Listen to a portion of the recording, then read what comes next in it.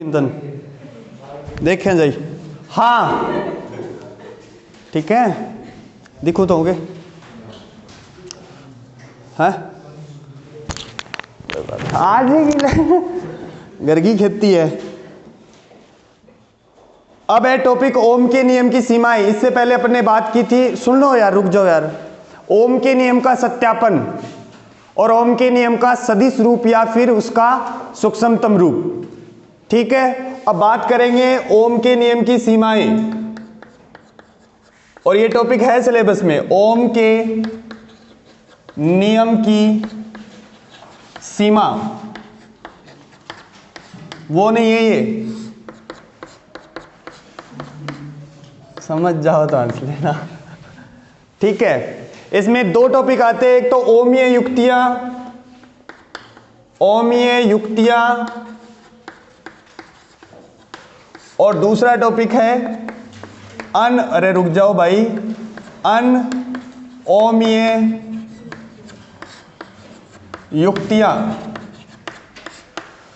दोनों ही टॉपिक है ये आपके सिलेबस में। अगर आपसे पूछे ओमीय युक्तियां क्या है तो क्या लिखोगे? जो ओम के नियम की पालना करती है, अर्थात V तथा I में खींचा गया ग्राफ मूल बिंदु से जाने वाली सरल रेखा प्राप्त होता है, तो वो ओम के नियम की पालना करते हैं। बोलो, ओमीय युक्तियां क्या होगी? जो ओम के नियम की पालना करती है, अर्थात V तथा I में खींचा गया ग्राफ मूल बिंदु से जाने वाली सरल रेखा प्राप्त होता है, तो वो कौन सी युक्तियां हो जाएगी?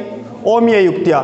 और अनोमीय युक्तियां क्या होगी? जो ओम के नियम का पालन नहीं करती, अर्थात V तथा I में खींचा गया ग्राफ मूल बिंदु से जाने वाली सरल रेखा प्राप्त ना हो। आपसे यह पूछेगा कि अनोमीय युक्तियां किसे कहते हैं, इसके कोई दो उदाहरण लिखो, तो परिभाषा तो लिख दोगे। क्या होगी? जो ओम के नियम की पालना नहीं करती, अर्थात V तथा I में खींचा गया ग्राफ मूल बिंदु से जाने वाली सरल रेखा प्राप्त ना हो। इसके उदाहरण ध्यान में रखना भी। एक तो होता है डायोड। क्या है? डायोड। ये पढ़ेंगे कहां? चैप्टर नंबर 16 में। ठीक है, अभी आपको इतना ही ध्यान में रखना है कि एक एग्जांपल तो क्या है इसका? डायोड है, और दूसरा क्या है? बल्ब का तंतु। बल्ब का तंतु समझ गए क्या? अरे गरीब बल्ब हो बिंग मां एक बार जेवड़ी सी हो है नहीं, समझ गए ना? वो तार सो जब उसमें धारा प्रवाहित करते हैं तो वो ओम के नियम की पालना नहीं करता। टॉपिक है आपका ओम के नियम की सीमाएं, जिसमें पहले दो डेफिनेशन है, एक तो ओमीय युक्तियां और दूसरा अनोमीय युक्तियां। ओमीय युक्तियां क्या होगी? जो ओम के नियम की पालना करती है, और अनोमीय युक्तियां क्या होगी? जो ओम के नियम की पालना नहीं करती। अब ओम के नियम की सीमाएं, इसमें 3-4 पॉइंट है, वो पढ़ेंगे अच्छे से, और वहां से क्वेश्चन बन सकता है भाई। पहला जो पॉइंट है वो है विभवांतर के साथ धारा में परिवर्तन। पहला पॉइंट क्या है? विभवांतर के साथ धारा में परिवर्तन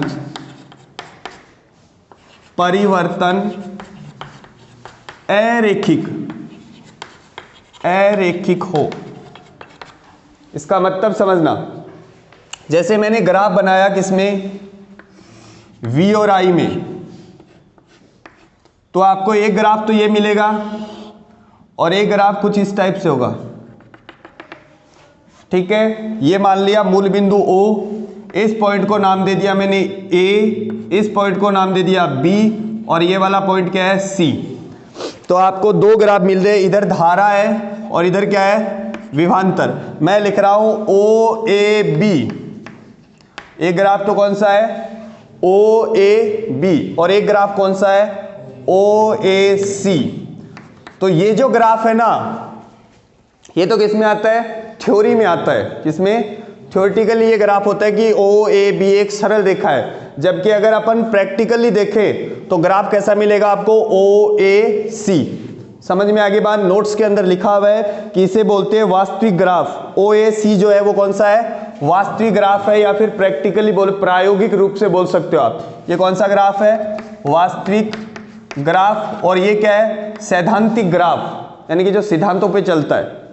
अरे बोलो, यानी कि ये तो क्या है, थ्योरी के अकॉर्डिंग है OAB, और OAC किसके अकॉर्डिंग है, प्रैक्टिकल के अकॉर्डिंग है। बोलो समझ में आ गई बात। अब देखो जितने भी चालक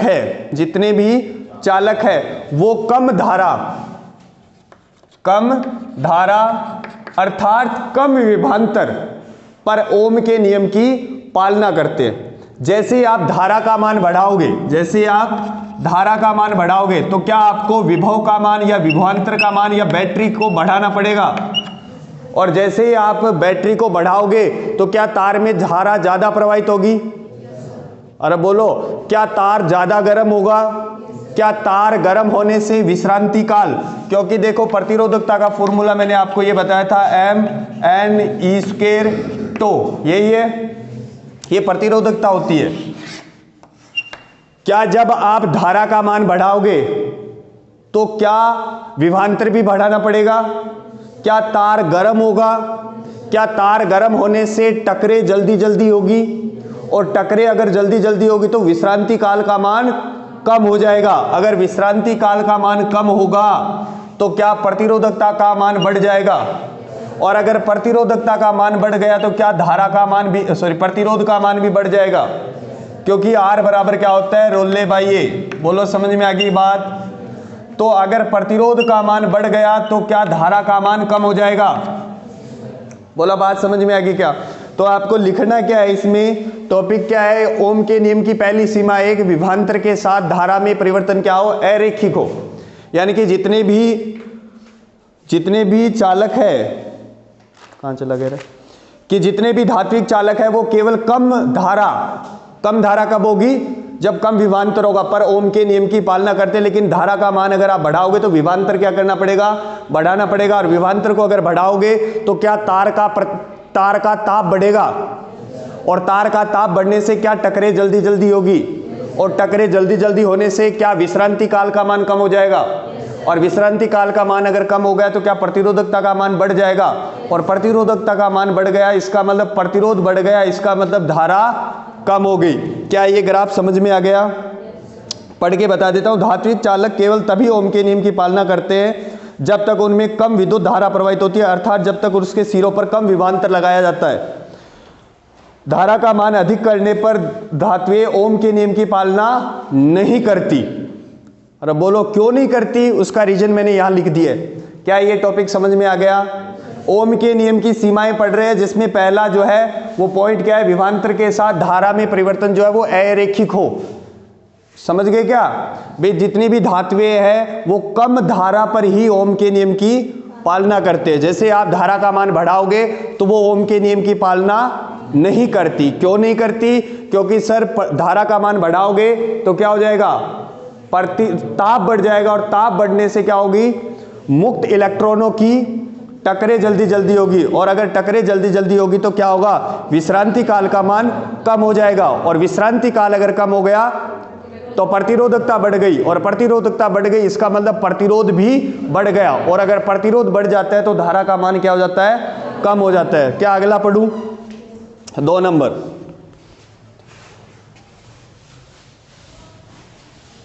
दो नंबर क्या है,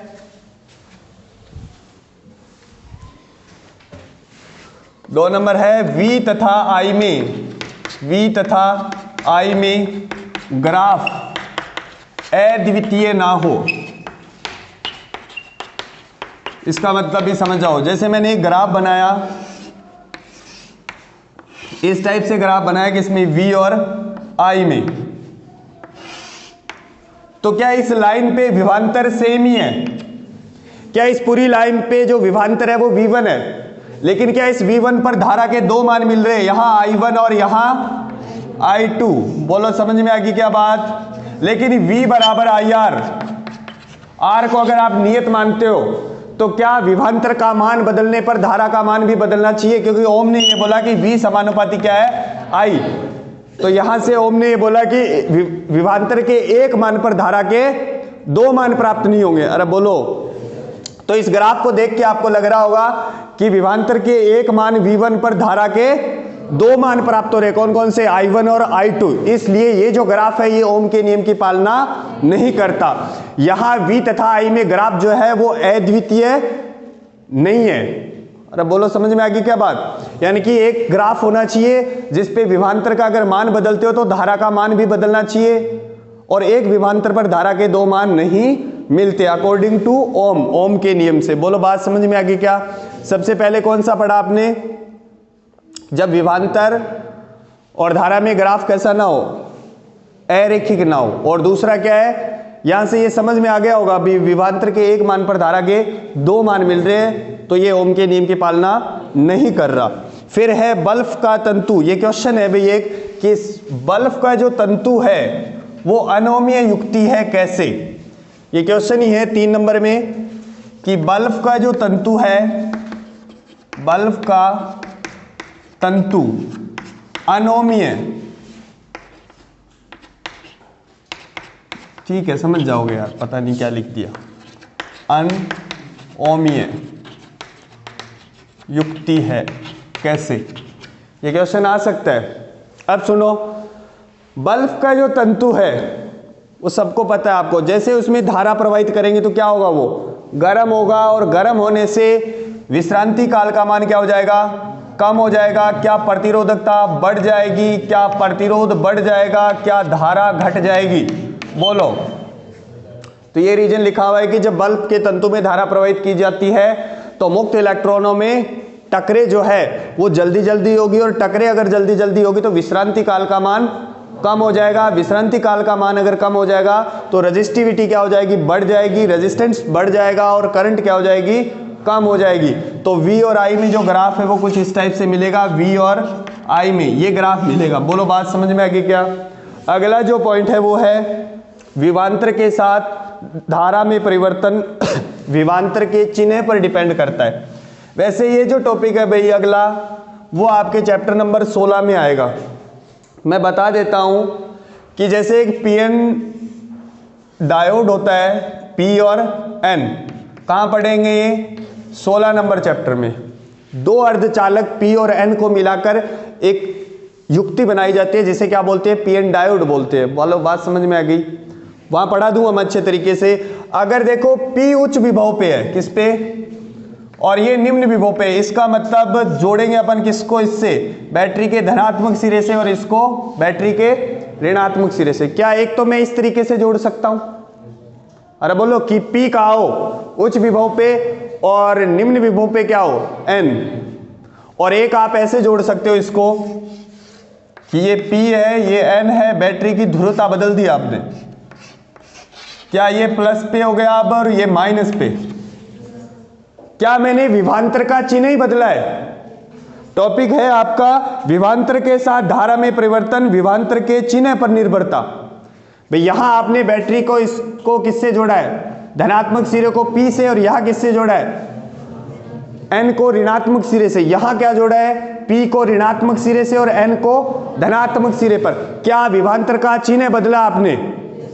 इसे बोलते हैं अग्र बायस। क्या ये अग्र बायस? आगे बता दूंगा क्या है ये बायस। और इसे बोलते हैं पश्च बायस, यानी कि इसे बोलते हैं फॉरवर्ड बायस और इसे बोलते हैं रिवर्स बायस। नहीं समझ में आ रहा तो कोई दिक्कत नहीं है, आगे समझ में आ जाएगा। जो चीज समझाने की कोशिश कर रहा हूं वो समझना।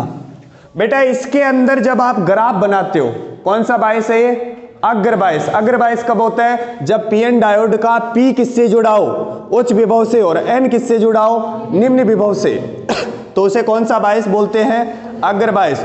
और जब P तो जुड़ा हो किससे, निम्न विभव से, और N जुड़ा हो किससे, उच्च विभव से, उसे क्या बोलते हैं, पश्च बायस।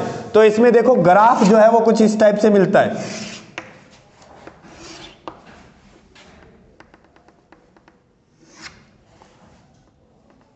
मैं बता दूंगा क्या है। इस वर्ड को बोलते हैं भंजन वोल्टता। क्या है ये, भंजन वोल्टता। मैं बताऊंगा भाई, एक बार आपको नहीं समझ में आए तो कोई दिक्कत नहीं है, बस मैं ये ग्राफ समझाने की कोशिश कर रहा हूं कि ये सर ये भंजन वोल्टता क्या है। चैप्टर नंबर 16 सबसे बड़ा चैप्टर है, उसमें समझ में आ जाएगी बात। ये होता है अग्र बायस। क्या ये अग्र बायस का ग्राफ है, और ये किसका है, पश्च बायस का। इसमें जो करंट होती है ये I और ये V फॉरवर्ड लिखा है मैंने। कौन सी वोल्टता है, फॉरवर्ड बायस के अंदर वोल्टता है ये। और ये किस में हो जाएगी, V रिवर्स बायस के अंदर वोल्टता। ये जो करंट होती है बेटा ये किसमें मिलती है, मिली एम्पियर की कोटि की होती है। किसकी, मिली एम्पियर। जैसे 2 मिली एम्पियर मिल गई, 3 मिली एम्पियर मिल गई, जबकि ये जो करंट है ये किसमें मिलती है, माइक्रो एम्पियर में। किसमें, अब सुनो दोबारा सुनना, टॉपिक है कि जब आप विभवांतर का चिन्ह बदल देते हो तो जो युक्ति है, जैसे पीएन डायोड है, वो ओम के नियम की पालना नहीं करती। संजय सुन ले यार, कि रुकण सी दुनिया में के सोचन लाग रहे है। गुरुजी दोबारा तो पढ़ावेगा जब क्या हम पढ़ा, यही बात है। तो सुन, जब P किससे जुड़ा हो, किससे, उच्च विभव से, और N किससे जुड़ा हो, तो जिसमें जो धारा होती है उसे अग्र धारा बोलते हैं। क्या, अग्र धारा। जब धारा और वोल्टेज के बीच में आप ग्राफ बनाते हो तो ग्राफ कुछ इस टाइप से बनता है, और ये धारा किस कोटि की होती है, मिली एम्पियर कोटि की। तो क्या ये ओम के नियम की पालना हो रही है, अरे हो रही है क्या, नहीं हो रही। अगर स्ट्रेट ग्राफ होता तब होती। अब आपने क्या किया है, बैटरी की ध्रुवता बदल दी है, प्लस की जगह क्या किया है माइनस, और माइनस की जगह क्या किया है प्लस। तो इसे कौन सा बायस बोलते हैं, पश्च बायस। तो जो ग्राफ है वो कुछ इस टाइप से मिल रहा है, यानी कि भंजन वोल्टता से पहले, ये बता दूंगा आगे, भंजन वोल्टता से पहले इसमें जो धारा होती है वो नगण्य होती है, नए के बराबर होती है। और एक टाइम ऐसा आता है जब आप पोटेंशियल को बढ़ाते जाते हो तो एक बैरियर होता है, वो ब्रेक हो जाता है, और उसके बाद इसकी धारा जो है वो अचानक से बढ़ जाती है, और उस वोल्टता को क्या बोलते हैं, भंजन वोल्टता। मैंने ना तो भंजन वोल्टता समझानी, ना अग्र बायस समझाणो, ना पश्च बायस, मन तो ग्राफ बताना कि ये जो है ये अनोमीय युक्ति है। बोलो क्या ये समझ में आ गया। ये पढ़ेंगे कहाँ, चैप्टर नंबर 16 में। तो पल्ले पड़गी के बाद अगला जो है वो है कि विद्युत अपघटनी द्रव्य जो है वो ओम के नियम की पालना नहीं करते। अब ध्यान से सुनना, 5 नंबर है 4, 5 क्वेश्चन पूछेगा आपसे कि विद्युत अपघटनी द्रव्य, विद्युत अपघटनी द्रव्य अनओमीय युक्तियां है कैसे।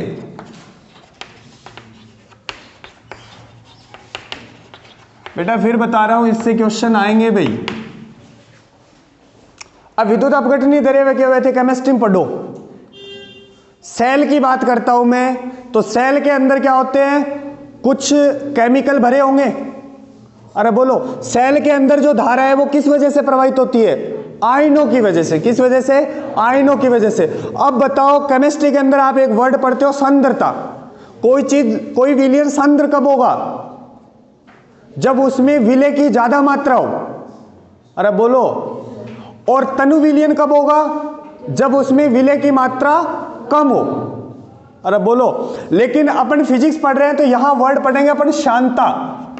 क्या, शांता। शांता को मैं देसी भाषा में बता देता हूं, गाढ़ापन होता है। क्या होता है, गाढ़ापन। अगर कोई ज्यादा शान है इसका मतलब उसकी डेंसिटी ज्यादा है, उसका घनत्व ज्यादा है। अरे बोलो, और अगर कोई किसी की शांता कम है इसका मतलब उसका घनत्व क्या है, कम है। बोलो बात समझ में आ गई क्या। जितने भी विद्युत अपघटनी द्रव्य है, क्या उनके अंदर जब आप ताप बढ़ाओगे तो ताप बढ़ाने से क्या होगा, क्या उसकी शांता बढ़ेगी या घटेगी। अरे गाढ़ापन कम होगा या ज्यादा होगा, ज्यादा होगा, कम होगा। और कम होने से क्या आयनों को आसानी से गति क्या आयन जो है वो आसानी से गति करेंगे। सेल के अंदर जो है वो धारा किस वजह से प्रवाहित होती है, आयनों की वजह से। आयन जो है, जैसे ऋणायन की बात करूं वो कहां जाता है, धन इलेक्ट्रॉन की ओर, और धनायन किधर आता है, ऋण इलेक्ट्रॉन की ओर। इस कारण सेल के अंदर जो धारा है वो किस वजह से प्रवाहित होती है, आयनों की वजह से। और अब बताओ, अगर वो विद्युत अपघटनी द्रव्य ज्यादा गाढ़ा होगा तो क्या आयन को गति करने में दिक्कत होगी। तो क्या बोल दूं, उसका आंतरिक प्रतिरोध ज्यादा होगा। और अगर मैं उसका टेम्परेचर बढ़ाता हूं तो क्या शांता का मान कम हो जाएगा, और शांता अगर कम होगी तो क्या उसका आंतरिक प्रतिरोध जो है वो घट गया। अरे बोलो, अब सुनना, विद्युत अपघटनी द्रव्यों के अंदर जब आप ताप को बढ़ाते हो तो शांता क्या हो जाती है, शांता घट जाती है। और अगर शांता घट गई तो क्या जो आयन्स है उसको आसानी से गति करेंगे वो, और क्या उसका आंतरिक प्रतिरोध जो है वो कम हो गया। अगर आंतरिक प्रतिरोध कम हो गया तो क्या धारा का मान बढ़ गया? तो क्या मैं बोल दूं विद्युत अपघटनीय द्रव्यों में ताप बढ़ाने पर श्यानता का मान कम हो जाता है, इस वजह से आयंस को आसानी होती है गति करने में, और उसका आंतरिक प्रतिरोध क्या हो जाता है? कम हो जाता है, और धारा क्या हो जाती है? बढ़ जाती है। ये इंपॉर्टेंट है, ध्यान रखना। बल्ब के तंतु में तो क्या होता है कि प्रतिरोध बढ़ जाता है, जबकि विद्युत अपघटनीय द्रव्यों, अरे यहाँ देखो रेडियो सुनो नहीं, ठीक है, पहले दादा परदादा सुनता तो बिंग वहां सेल लगाता पा मैच चाल, तो जस मैच पहले रेडियो में सुनता, और अचानक को मान लो सेल डिस्चार्ज हो गया, तो बुढ़िया क्या करता भी सेल ने काट दियो या तो पानी में गर्म करता। तो उसका लॉजिक समझो, अगर आप उस सेल को गर्म कर रहे हो तो क्या कर रहे हो? आप उसकी श्यानता को कम कर रहे हो, यानी कि उसके आंतरिक प्रतिरोध को कम कर रहे हो, धारा को बढ़ा रहे हो। तो पल्ले पड़ गई क्या बात? विद्युत अपघटनीय द्रव्यों को गर्म करने पर उनकी श्यानता क्या हो जाती है? कम हो जाती है, अर्थात उनका आंतरिक प्रतिरोध क्या हो जाता है? कम हो जाता है, अर्थात धारा क्या हो जाती है? बढ़ जाती है। तो V और I में जो ग्राफ है वो कुछ इस टाइप से होता है, इसमें उसमें ऐसे होता है। और ये इसी साल नीट के अंदर पूछा गया था क्वेश्चन कि विद्युत अपघटनीय द्रव्य में V और I में ग्राफ कैसा होता है। बोलो लिख दो आगे, मैं थ्योरी पढ़ के बता देता हूं। विद्युत अपघटनीय द्रव्यों का ताप बढ़ाने पर श्यानता का मान कम हो जाता है, जिससे धनायन तथा ऋणायन में गति करने में आसानी होती है। इस प्रकार विद्युत अपघटनीय द्रव्यों का ताप बढ़ाने पर प्रतिरोध का मान कम तथा धारा के मान में वृद्धि होती है। इसलिए विद्युत अपघटनीय पदार्थ जो है वो ओम के नियम की पालना नहीं करती। क्या ये बात समझ में आ गई? फिर बता देता हूं, ओम के नियम की सीमा में दो टॉपिक है, एक तो ओमीय युक्ति और एक अनोमीय। ओमीय युक्ति क्या होगी? जो ओम के नियम की पालना करती है। अनोमीय युक्ति जो ओम के नियम की पालना नहीं करती। तो क्या क्या लिख सकते हो आप? डायोड लिख सकते हो, बल्ब का तंतु लिख सकते हो, विद्युत अपघटनीय द्रव्य लिख सकते हो। फिर सबसे पहले अपन ने एक ग्राफ बनाया था कि V और I में जब ग्राफ क्या हो? अरेखिक हो। अरेखिक का मतलब, दोबारा देख लो एक बार थोड़ा थोड़ा और, क्या ग्राफ मैंने एक तो ऐसे बनाया था और दूसरा ग्राफ ऐसे बनाया था। भाई जितने भी चालक है वो कम ताप पर ओम के नियम की पालना करते हैं और ताप बढ़ा देंगे। अब दोबारा समझ गया होगा यार। दूसरा है, अगर ग्राफ कुछ इस टाइप से मिले तो क्या विभवांतर के एक ही मान पर धारा के दो मान मिल रहे हैं? तीसरा क्या बताया कि बल्ब का तंतु जो है वो अनोमीय युक्ति है। कैसे? क्योंकि ताप बढ़ाएंगे तो टकरे जल्दी जल्दी होगी, और टकरे जल्दी जल्दी होगी तो विश्रांति काल का मान कम हो जाएगा, और विश्रांति काल का मान अगर कम हो गया तो रेजिस्टिविटी बढ़ जाएगी, रेजिस्टिविटी बढ़ गई तो रेजिस्टेंस बढ़ जाएगा, और करंट क्या हो जाएगी? कम हो जाएगी। यानी कि बल्ब का जो तंतु है वो ओम के नियम की पालना नहीं करता। फिर मैंने बताया अग्र बायस और पश्च बायस, यानी कि ये चैप्टर नंबर 16 में पढ़ेंगे अपन कि जब आप पीएन संधि डायोड को अगर बायस में जोड़ते हो तो ग्राफ ऐसा मिलता है, और जब पश्च बायस में जोड़ोगे तो ग्राफ कुछ इस टाइप से मिलेगा। इसका मतलब है P को उच्च विभव पे और N को निम्न विभव पे, और इधर क्या है? P को निम्न विभव पे और N को उच्च विभव पे संयोजित करते हैं। तो एक को अग्र बायस बोलते हैं और एक को पश्च बायस बोलते हैं। क्या बात समझ में आ गई? अब इस चैप्टर का सबसे मोस्ट इंपॉर्टेंट पार्ट है भी, उसमें से क्वेश्चन आएगा ही आएगा, क्योंकि टॉपिक ही एक है, वो पढ़ने लायक टॉपिक ही एक ही है। तो लास्ट टॉपिक क्या है? सेल। क्या है?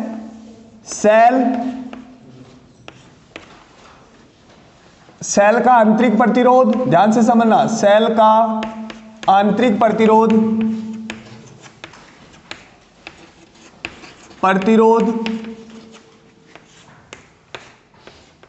सेल का विद्युत वाहक बल, और लास्ट टॉपिक है इसमें सेल की टर्मिनल वोल्टता। सेल की टर्मिनल वोल्टता।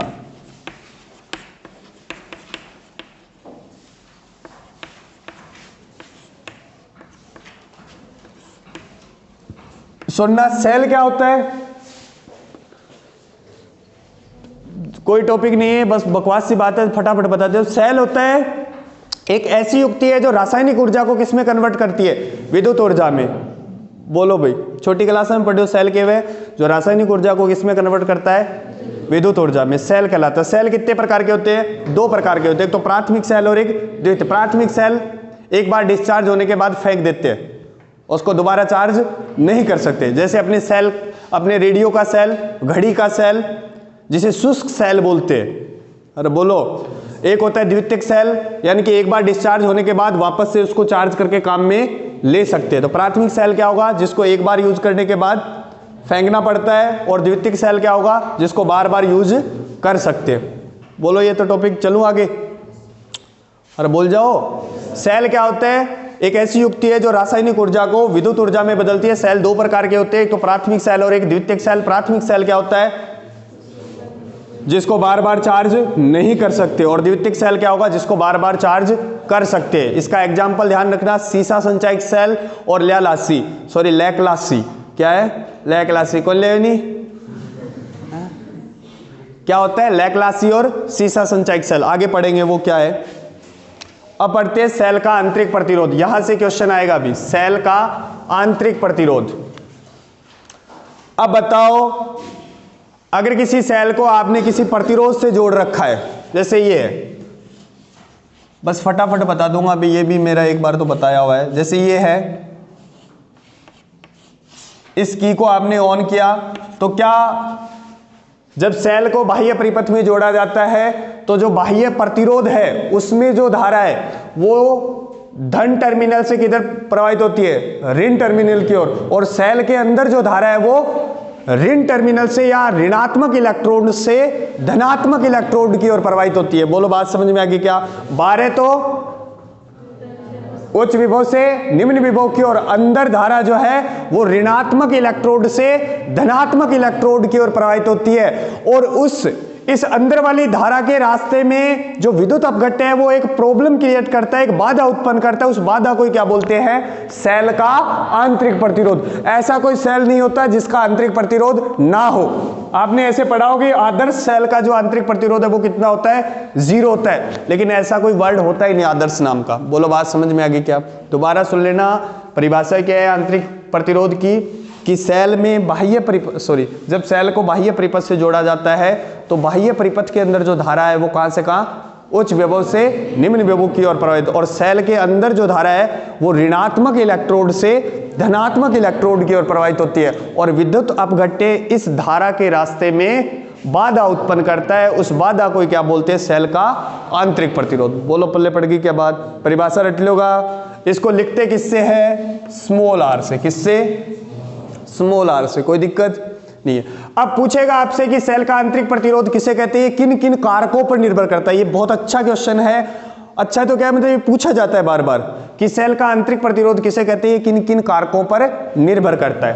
पहला कारक, अब सुनो, मान लिया ये एक इलेक्ट्रोड है और ये दूसरा इलेक्ट्रोड है, इनके बीच की दूरी बढ़ा दूं मैं, इनके बीच की दूरी बढ़ा दूं, तो क्या आयन को गति करने में ज्यादा दूरी तय करनी पड़ेगी, तो क्या आंतरिक प्रतिरोध ज्यादा होगा या कम होगा, ज्यादा होगा। अरे बोलो यार, एक तो इलेक्ट्रोड करने में तो जल्दी जल्दी चला जाएगा, और अगर इलेक्ट्रोडों के बीच की दूरी ज्यादा है तो बताओ उस सेल का आंतरिक प्रतिरोध ज्यादा होगा या कम होगा, ज्यादा होगा। तो पहला पॉइंट तो क्या है कि इलेक्ट्रोडों के बीच की दूरी पर निर्भर करता है। अगर इलेक्ट्रोडों के बीच की दूरी को आप बढ़ा दोगे तो आंतरिक प्रतिरोध क्या होगा, बढ़ जाएगा, और अगर घटा दोगे तो आंतरिक प्रतिरोध कम हो जाएगा। दूसरी बात बताओ, अगर इसके बीच में जो विद्युत अपघट्य है अगर उसकी शांतता ज्यादा है, बताओ, तो शांतता ज्यादा है तो आंतरिक प्रतिरोध ज्यादा होगा या कम होगा।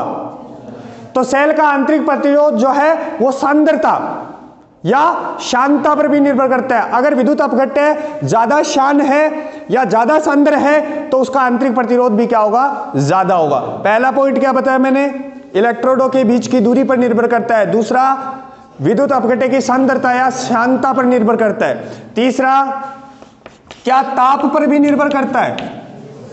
अब बताओ, अगर ताप को बढ़ाओगे तो आंतरिक प्रतिरोध का मान बढ़ेगा या घटेगा, कम होगा। बोलो बात समझ में आ गई क्या। 3 पॉइंट बताए हैं। पहला पॉइंट क्या, इलेक्ट्रोडों के बीच की दूरी।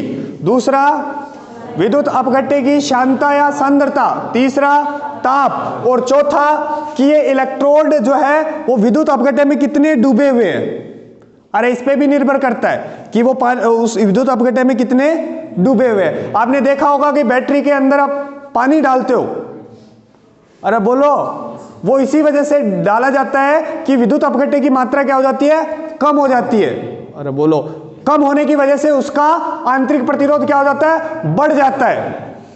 जितने ज्यादा डूबे होंगे उसका आंतरिक प्रतिरोध उतना ही कम होगा। फिर तो बैटरी में पानी क्या निकालना क्या जरूरी है, सूखा ही लटकाए रखा है यहीं। समझ को नहीं? दोबारा सुन लेना, आंतरिक प्रतिरोध किसे कहते हैं, किन किन कारकों पर निर्भर करता है। तो आंतरिक प्रतिरोध तो परिभाषा तो लिख दोगा कि सेल के अंदर जो धारा है वो ऋणात्मक इलेक्ट्रोड से धनात्मक इलेक्ट्रोड की ओर प्रवाहित होती है, इस वजह से धारा के रास्ते में एक बाधा उत्पन्न होती है जिसे क्या बोलते हैं, आंतरिक प्रतिरोध बोलते हैं। ये आंतरिक प्रतिरोध किन किन कारकों पर निर्भर करता है, इलेक्ट्रोडों के बीच की दूरी, बोलो विद्युत अपघट्य की श्यानता, और तीसरा क्या है ताप, और चौथा क्या है कि वो इलेक्ट्रोड पानी के विद्युत अपघट्य में कितने डूबे हुए। बोलो ये चीज याद कर लोगा कि ये नोट्स के अंदर लिखे हुए नहीं है, तीनों पॉइंट आप अपने हिसाब से लिख लेना भाई, ठीक है, लिख लोगा घरे जाके या फिर मैं लिखा दूंगा था। आगे है सेल का विद्युत वाहक बल और सेल की टर्मिनल वोल्टता। फिर बता रहा हूं इस टॉपिक से क्वेश्चन आएगा भी। पहला क्वेश्चन बनता है सेल का आंतरिक प्रतिरोध किसे कहते हैं, किन किन कारकों पर निर्भर करता है। दूसरा जो टॉपिक है वो है सेल का विद्युत वाहक बल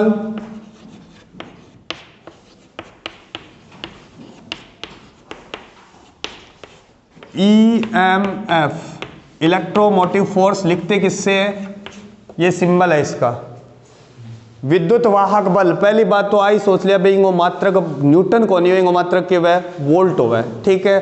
मान लो आपके पास एक सेल है, ध्यान से समझना रहे, मैं दोनों चीजों को एक साथ ही बता देता हूं, टर्मिनल वोल्टता का डायग्राम उधर बना दूंगा। यह आपके पास एक सेल है, सॉरी सेल का एक आंतरिक बाह्य प्रतिरोध है, इसको आपने एक सेल से जोड़ा, ये की है, ठीक है। क्या ये की जो है वो ऑफ है, ठीक है। साथ में क्या समझा रहा हूं, टर्मिनल वोल्टता। टर्मिनल वोल्टता का जो डायग्राम है वो कुछ इस टाइप से है। इस सेल का आंतरिक प्रतिरोध भी है स्मॉल r, ठीक है। या आपने स्विच को ऑन कर दिया तो क्या इसमें से धारा प्रवाहित होगी, बोलो। अब सुनो, वो सेल मान लियो मेरे कन कितने वोल्ट को है, 10 वोल्ट को है। कितने वोल्ट को है, 10 वोल्ट को। तो ई पर मान लियो कितना ड्रॉप हो गयो, 9 वोल्ट। वो 1 वोल्ट कितने गयो, सेल के आंतरिक प्रतिरोध पे उसका पतन हो गया, यानी कि आंतरिक प्रतिरोध पे विभव कितना आ गया, 1 वोल्ट। बोलो बात समझ में आ गई क्या। अब सुनो, सेल का विद्युत वाहक बल के एक डेफिनेशन तो सीधी सी है कि सेल आप मार्केट में ले गया, ठीक है। बी पर जो रीडिंग लिखेड़ी है ना वो क्या है, सेल को EMF हो है। बात समझ में आ गई। बुक में क्या परिभाषा है कि जब सेल से कोई धारा नहीं ली जाती, जब सेल से कोई धारा नहीं ली जाती तो सेल के सिरों पर जो विभवांतर होता है उसे क्या बोलते हैं, सेल का विद्युत वाहक बल। अर्थात जब सेल किसमें हो, खुले परिपथ में, किसमें, खुले परिपथ में। ये बातें मैंने बहुत बार बता दी है भाई, ठीक है। दोबारा सुन लेना, सेल का विद्युत वाहक बल क्या है, जब सेल जो है वो किसमें हो, खुले परिपथ में, अर्थात जब सेल से कोई धारा नहीं ली जाती तो उसे क्या बोलते हैं, सेल का विद्युत वाहक बल। सेल के सिरों पे जो विभवांतर आता है उसे सेल का विद्युत वाहक बल। और जब सेल बाह्य परिपथ में संयोजित हो और अर्थात सेल से जब धारा ली जाती है तो सेल के सिरों पर जो विभवांतर होता है उसे क्या बोलते हैं, सेल की टर्मिनल वोल्टता। सेल की टर्मिनल वोल्टता। टर्मिनल वोल्टता को किससे लिखते, V से। किससे लिखते हैं, V से। अब सुनो इसकी एक और डेफिनेशन, आपने ये पढ़ा था बेटा V बराबर W/Q, पढ़ा था क्या, क्या W बराबर जो होगा V इंटू Q। ये परिभाषा मैं पहली बार ही बता रहा हूं, ध्यान से सुनना, दिखाई दे रहा है क्या, ये परिभाषा पहली बार ही बता रहा हूं। क्या चैप्टर नंबर 3 में पढ़ा था आपने V बराबर W/Q। क्या इसको 1 गुलाम कर दूं मैं तो क्या W बराबर V हो जाएगा। अब सुनना, यदि इकाई आवेश को, यह परिभाषा बहुत अच्छी है, यह भी लिखनी है आपको, कि इकाई आवेश को संपूर्ण परिपथ में सेल सहित, सेल के अंदर भी, दोबारा सुन लेना, कि इकाई आवेश को संपूर्ण परिपथ में सेल सहित गति करवाने पे जितना काम किया जाता है वो उस सेल का क्या होगा, विद्युत वाहक बल होगा। नहीं समझ में आई बात? अरे बोलो, क्या पल्ले पड़ी बात? दोबारा सुन लेना, परिभाषा इसमें से मैं बक देता हूं, क्या है इसमें, है ही नहीं। जब किसी सेल को बाह्य बंद परिपथ से नहीं जोड़ा जाता, अर्थात सेल से कोई धारा नहीं ली जाती है, तब इसके सिरों के मध्य विभवांतर को सेल का विद्युत अर्थात सेल द्वारा संपूर्ण परिपथ ब्रैकेट में लिखा सेल सहित में एकांक आवेश को प्रवाहित करने पर जितना कार्य किया जाता है वो उसका क्या होगा, विद्युत वाहक बल। देखो 3 डेफिनेशन है आंतरिक प्रतिरोध की, सेल की टर्मिनल वोल्टता और सेल का विद्युत वाहक बल। समझ में आ गई बात कि जब सेल को बाह्य परिपथ में नहीं जोड़ा जाता है, अर्थात जब सेल से कोई धारा नहीं ली जाती है, तो सेल के सिरों पर जो विभवांतर होता है उसे क्या बोलते हैं, सेल का विद्युत वाहक बल। बोलो पल्ले पड़ गई बात। अर्थात इकाई आवेश को संपूर्ण परिपथ में ब्रैकेट में लिखा है सेल सहित प्रवाहित करने पर जितना काम किया जाता है उसे क्या बोलते हैं, सेल का विद्युत वाहक बल। बोलो पल्ले पड़ी बात। और जब सेल से बाह्य परिपथ में धारा ली जाती है तो सेल के सिरों पर जो वोल्टता होती है उसे क्या बोलते हैं, क्या बेटा ये 9 वोल्ट तो V है, क्या ये E है? अरे बोलो, तो E और V में क्या रिलेशन होता है कि V बराबर होता है, अरे 25 बार बता दिया बात, क्या होता है, V बराबर होता है E माइनस IR। ये ध्यान रखना है, ये कब होता है, जब सेल क्या हो, निरावेशित होता हो।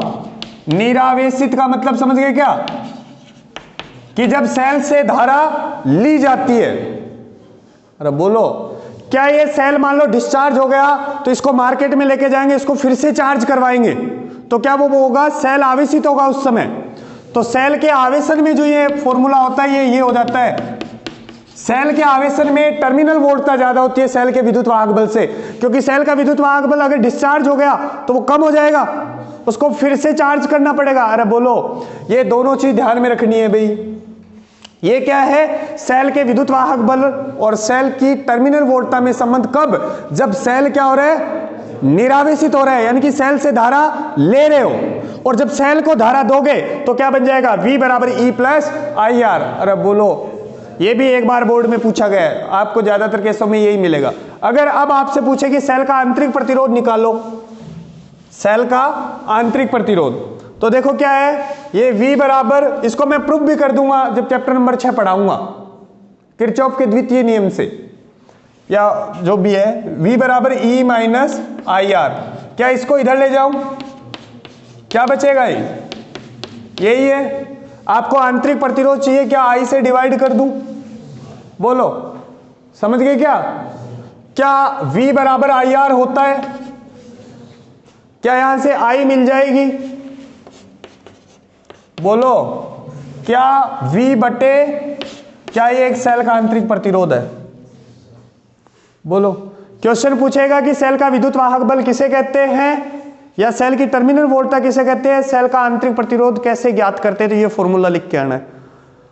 ये हो गई बेसिक बातें, दोबारा सुन लो। सबसे पहले सेल क्या होता है, एक ऐसी युक्ति है जो रासायनिक ऊर्जा को कन्वर्ट करती है किसमें, विद्युत ऊर्जा में। कितने प्रकार के होते हैं, 2 प्रकार के, प्राथमिक और द्वितीयक। प्राथमिक को एक बार प्रयोग में लेने के बाद दोबारा प्रयोग में नहीं ले सकते, और द्वितीयक को बार बार प्रयोग में ले सकते हैं। फिर मैंने आपको बताया आंतरिक प्रतिरोध। आंतरिक प्रतिरोध क्या होता है, सेल के अंदर जो धारा है वो ऋणात्मक इलेक्ट्रोड से धनात्मक इलेक्ट्रोड की ओर प्रवाहित होती है, और ये जो विद्युत अपघट्य है ये धारा के रास्ते में बाधा उत्पन्न करता है। इस बाधा को क्या बोलते हैं, सेल का आंतरिक प्रतिरोध। सेल का आंतरिक प्रतिरोध किन किन कारकों पर निर्भर करता है, इलेक्ट्रोडों के बीच की दूरी पर, और दूसरा उस विद्युत अपघट्य की शांतता पर, तीसरा ताप पर, और चौथा कि वो इलेक्ट्रोड कितने विद्युत अपघट्य में डूबे हुए हैं। अब अगर ये चीजें आपको याद नहीं हो रही है, अगर इसके घोटे मारोगे तो गलत ही बात है भाई।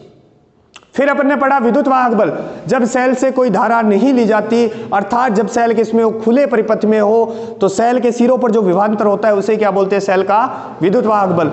एक अच्छी परिभाषा और है कि जब इकाई आवेश को संपूर्ण परिपथ में सेल सहित प्रवाहित करने पर जितना काम किया जाता है वो क्या होगा, सेल का विद्युत वाहक बल।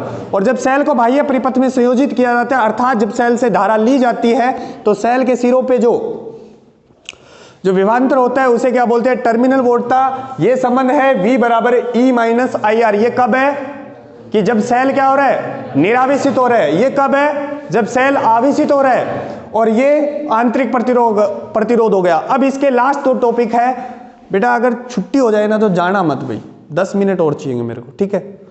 तो सेलों का श्रेणी क्रम और सेलों का समांतर क्रम संयोजन, ये वो दो डेरिवेशन है। सबसे पहले पढ़ रहे हैं सेलों का श्रेणी क्रम संयोजन। सेलों का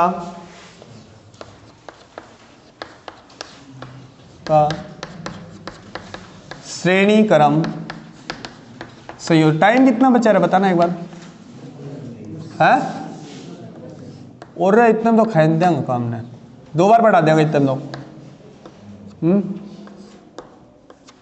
वो सुबह सुबह ही सच्ची घटना है, वो महीने खड़े हो एक छोरी एक दूसरे का यो नयो मास्टर, अरे मगर नयो कौन है, वो ही है, दाढ़ी तो कटवाई है यार, पहले कि सींगा मेरे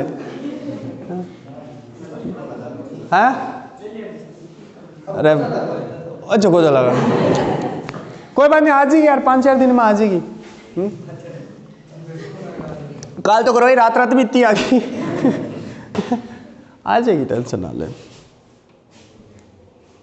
अरे थाली तो ठीक है, घर का तो रोला कर है भाई, इन्हें नानी के जो सारा का ओके है, बाबू बनेगो, मैं को न्यू कोरोना चलते तो बढ़ना ही पड़ेगो, इलाज के हैं, बोले कटा ले, मैं कटा लेंगा, कोई बात नहीं। सेलों का श्रेणी क्रम संयोजन, मान लिया एक सेल ये है, ध्यान से समझना इस डेरिवेशन को, वैसे 2 बार बता भी दिया है मैंने आपको। ये R1, ये एक दूसरा सेल E2 R2 और एक तीसरा सेल E3 R3। बताओ यहां क्या जोड़ूं, बाह्य प्रतिरोध। बेटा ध्यान रखना, यहां आप बैटरी जोड़ दोगे, बैटरी जोड़ के बैटरी से ही धारा ले लोगे। यहां क्या जोड़ना पड़ेगा, बाह्य प्रतिरोध। ये क्या है, बाह्य प्रतिरोध। तो सुनना, ये सेल है जिसका विद्युत वाहक बल कितना है, E1, इसका आंतरिक प्रतिरोध कितना है, R1। ये पॉइंट A मान लिया और ये पॉइंट B, ठीक है। विद्युत वाहक बल E2, आंतरिक प्रतिरोध R2, E3 और R3, ठीक है। श्रेणी क्रम संयोजन क्या होता है, जब द्वितीयक सेल की ऋणात्मक प्लेट, जब द्वितीयक सेल की ऋणात्मक प्लेट दूसरे सेल की धनात्मक प्लेट से और दूसरे सेल की ऋणात्मक प्लेट तीसरे सेल की धनात्मक प्लेट से संयोजित हो, तो इस प्रकार के संयोजन को क्या बोलते हैं, सेलों का श्रेणी क्रम। अब सेलों का संयोजन 3 प्रकार से होता है, ध्यान रखना, आपके सिलेबस में 2 ही है, एक तो होता है श्रेणी क्रम, एक समांतर क्रम और एक मिश्रित संयोजन, जिसमें आपको समझ में नहीं आए कि कौन सा सेल श्रेणी क्रम में और कौन सा सेल समांतर क्रम में। फिर उसको सोल्व करते हैं अपन चैप्टर नंबर 6 में, किरचॉफ नाम का एक साइंटिस्ट आता है, उसकी सहायता से, ठीक है। जैसे चलो बाद में बताऊंगा।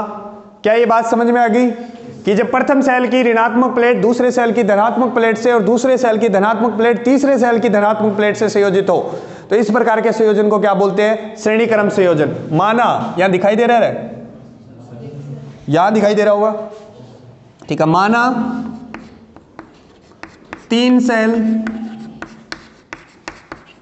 जिनका विद्युत वाहक बल E1, E2 तथा E3 है, तथा आंतरिक प्रतिरोध क्रमशः है, हाँ क्रमशः R1, R2 तथा R3 है। बोलो, श्रेणी क्रम में संयोजित किए गए हैं। E1, E2 तथा E3 की टर्मिनल वोल्टता, इसकी टर्मिनल वोल्टता कितनी है, V1, इसकी कितनी है, V2 और इसकी कितनी है, V3, क्या धारा जो है वो समान रहेगी सब में आई? श्रेणी क्रम संयोजन के अंदर धारा समान रहती है और टर्मिनल वोल्टता प्रत्येक सेल की क्या होगी? अलग अलग होगी। तो यहां लिख देता हूं टर्मिनल वोल्टता क्रम से, टर्मिनल वोल्टता क्रम से V1, V2 और V3 है। तो यहां लिख रहा हूं बिंदु A तथा B के मध्य, बस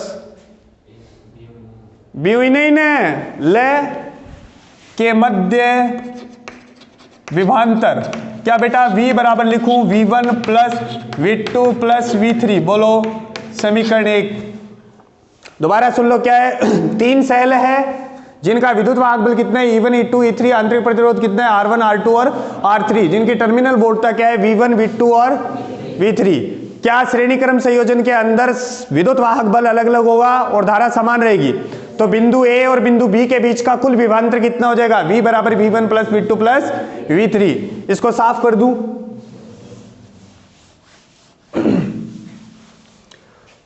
तो क्या हम जानते हैं क्या V1 बराबर हो जाएगा कितना? E1 माइनस I R1, समीकरण 1। समीकरण 2 बोलो।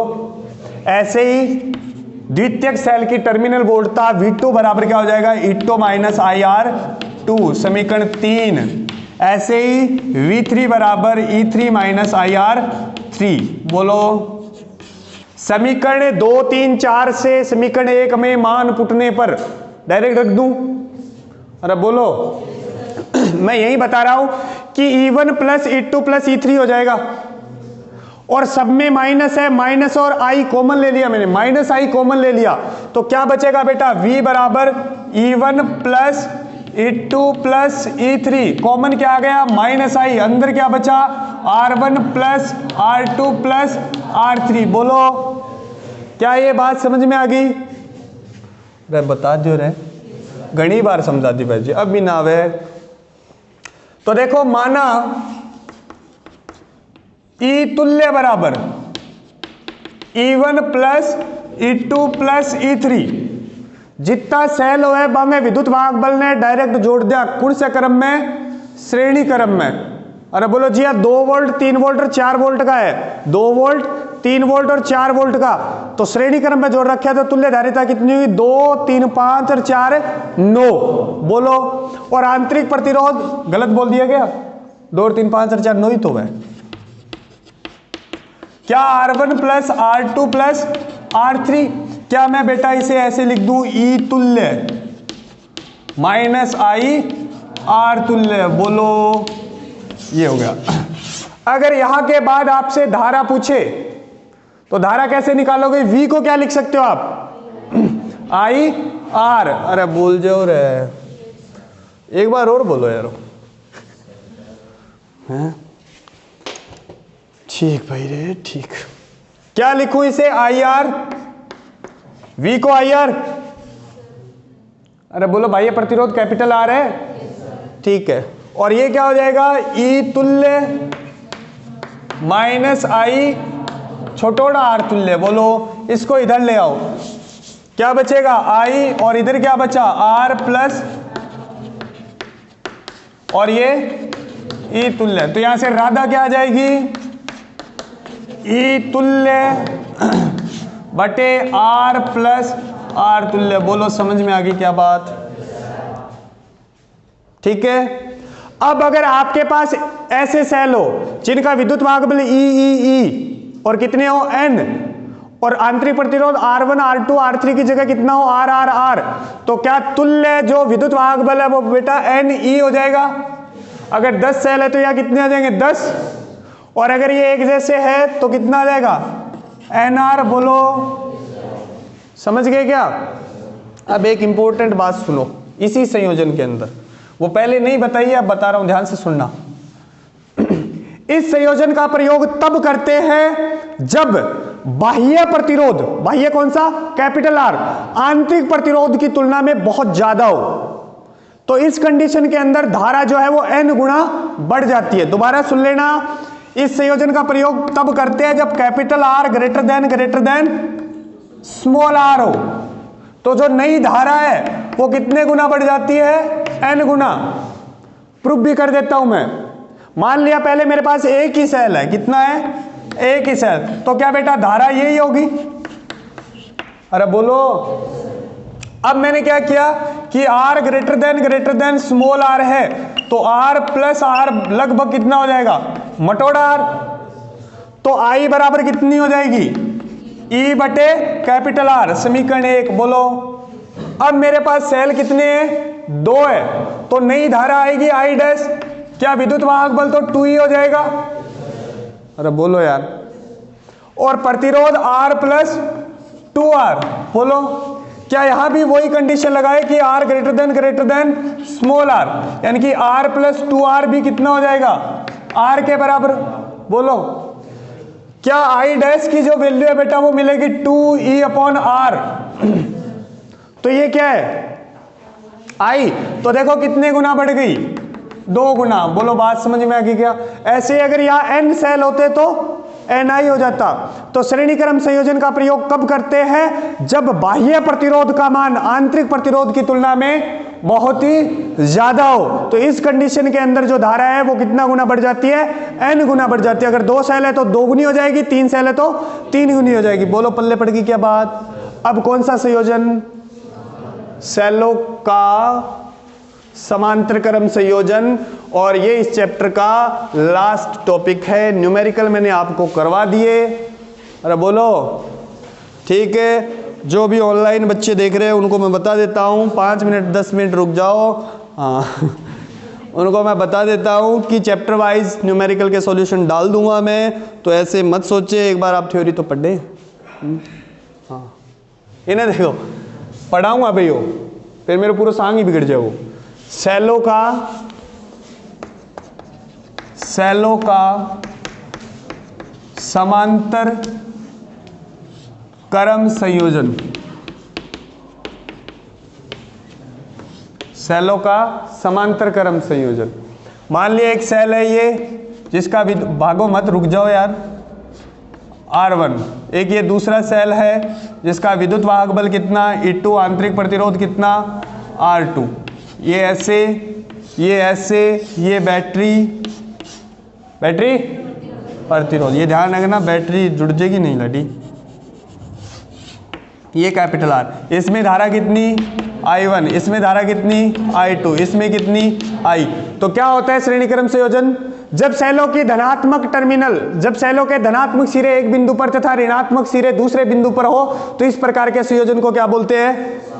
समांतर क्रम संयोजन। मैं जल्दी में बता रहा हूं कि माना 2 सेल है जिनके विद्युत वाहक बल कितने हैं? E1 और E2। उनके आंतरिक प्रतिरोध कितने हैं? R1 और R2। जिनमें धारा क्रम से कितनी है? I1 और I2। श्रेणी क्रम संयोजन के अंदर, समांतर क्रम संयोजन के अंदर धारा का मान अलग अलग होता है, जबकि टर्मिनल वोल्टता क्या रहती है? समान रहती है। तो क्या मैं इसे ऐसे लिख दूं? I बराबर I1 प्लस I2। बोलो, हम जानते हैं टर्मिनल वोल्टता दोनों की बराबर। I1 और I2 के मान निकालेंगे तो क्या लिखूं? E1 माइनस I1 और R1। इसको इधर ले आओ, इसको इधर ले जाओ, तो यहां से बेटा I1 कितना मिल जाएगा? E1 माइनस V बटे R1। बोलो, ऐसे I2 क्या मिल जाएगी? E2 माइनस V बटे R2। क्या ये दोनों वैल्यू इसमें चिपका दूं? ठीक है, इसको साफ कर देते हैं। श्रेणी समांतर क्रम संयोजन क्या होता है? जब सभी सेलों की धनात्मक प्लेटें एक बिंदु पर और सभी ऋणात्मक प्लेटें दूसरे बिंदु पर संयोजित हो, तो इस प्रकार के संयोजन को क्या बोलते हैं? समांतर क्रम संयोजन। माना आपके पास 2 सेल है E1 और E2, जिनके आंतरिक प्रतिरोध कितने हैं? R1 और R2। उनको किसमें संयोजित किया आपने? समांतर क्रम में। समांतर क्रम में धारा का मान अलग अलग होता है, जबकि टर्मिनल वोल्टता का मान समान होता है। तो देखो दोनों वैल्यू रखते हैं तो I बराबर क्या हो जाएगा बेटा? एक स्टेप गायब कर रहा हूं मैं। E1 बटे R1 प्लस E2 बटे R2 माइनस V कॉमन आ जाएगा, अंदर क्या बचेगा? 1 बटे R1 प्लस 1 बटे R2। क्या बात समझ में आ गई? एलसीएम ले लो। एलसीएम कितना आएगा इसका? R1 R2। E1R2 plus E2R1 minus V, अंदर क्या बचेगा R1 प्लस R2 बटे R1R2। अब इसमें गलतियां मत निकालने लग जाना कि सर जी पहले R2 आएगा, कोई फर्क नहीं पड़ता है, 2 और 3 5 ही होते हैं, 3 और 2 भी 5 ही होते हैं। अरे बोलो, ठीक है। अब सुनो, इस टर्म को इधर ले आओ और इसको इधर ले जाओ, तो क्या ऐसे बनेगा कि V क्या बचेगा R1 plus R2 divide by R1 R2, और इधर क्या होगा E1 R2 plus E2 R1 divide by R1 R2 minus I। बोलो, कुछ नहीं किया मैंने, इसको इधर लेके आया हूं और इसको इधर लेके गया हूं। देखो अब बेटा V बराबर E माइनस आई आर करना आपको, V बराबर E माइनस आई आर, तो क्या इसको यहां से गायब करना पड़ेगा, तो इसका इधर भाग दे दो दोनों तरफ, इसमें भी और इसमें भी। जब आप भाग दोगे तो V बराबर क्या होगा, देखो E1 R2 plus E2 R1 divide by, भाग दोगे तो R1 plus R2, R1 R2 से कैंसिल हो जाएगा, क्या बचेगा R1 plus R2 minus I, यहां बचेगा R1 R2 divide by R2 plus R1। बोलो, तो क्या देख के लग रहा है कि ये तुल्य विद्युत वाहक बल होना चाहिए और ये तुल्य आंतरिक प्रतिरोध, तो यहां लिख रहा हूं तुल्य विद्युत वाहक बल E तुल्य बराबर कितना होता है, E1 R2 plus E2 R1 divide by R1 plus R2, और तुल्य आंतरिक प्रतिरोध क्या होगा R1 R2 divide by R1 plus R2। बोलो, ये ध्यान रखना है, अभी 2 ही सेलों का पूछेगा आपसे, पहले सेल का विद्युत वाहक बल, दूसरे का आंतरिक प्रतिरोध, प्लस दूसरे का विद्युत वाहक बल, पहले का आंतरिक प्रतिरोध divide by R1 plus R2। क्या मैं इसे ऐसे लिख सकता हूं कि V बराबर E तुल्य माइनस I R तुल्य? बोलो हाँ ना। अब एक बात बताओ, क्या E तुल्य का मान ये होगा E1 R2 plus E2 R1 divide by R1 R2, या फिर E1 plus E2 plus E3 होगा? ये होगा, ध्यान रखना। इसको इधर ले आओ, इसको लिख दिया मैंने V बराबर आई आर, तो ये R प्लस R तुल्य हो जाएगा। बोलो, और इधर क्या बचेगा E तुल्य, क्या यहां से धारा आ जाएगी, क्या होगी E तुल्य divide by R plus R तुल्य। बोलो हाँ ना। एक लास्ट टॉपिक और है, छोटा सा टॉपिक नहीं है, बस ऐसे बताना है इसी में। अब अगर आपके पास ऐसा हो E1 बराबर E2 बराबर E3 बराबर कितना हो E हो, N सेल है ये, और R1 बराबर R2 बराबर R3 बराबर कितना हो R। समझ में आगे बात? यानी ऐसे सेल है जिनका विद्युत वाहक बल और आंतरिक प्रतिरोध क्या है, बराबर है। 2 सेलों का फॉर्मूला आपको पता है क्या, E1 R2 वो तो बराबर ही है दोनों के, प्लस E2 R1 बटे R1 प्लस R2, वो 2R हो जाएगा। बोलो, ये बेटा कितना हो गया 2RE डिवाइड बाई 2R, क्या ये कैंसिल हो गए, E बचा। इसका मतलब ये है कि अगर एक जैसे सेल समांतर क्रम में संयोजित है तो उनका जो तुल्य विद्युत वाहक बल है वो किसी एक सेल के बराबर होगा, चाहे 20 सेल और चाहे 30 सेल हो। ये कंसेप्ट मैं चैप्टर नंबर 9 में भी काम में लूंगा, दोबारा सुन लेना। अगर एक जैसे सेल किस में जुड़े हैं, समांतर क्रम में, तो उनका विद्युत वाहक बल किसी एक सेल के विद्युत वाहक बल के बराबर होता है। तो ये आपका चैप्टर नंबर 5 हो गया। न्यूमेरिकल बाद में करेंगे, हम भाग जाओ थे बस।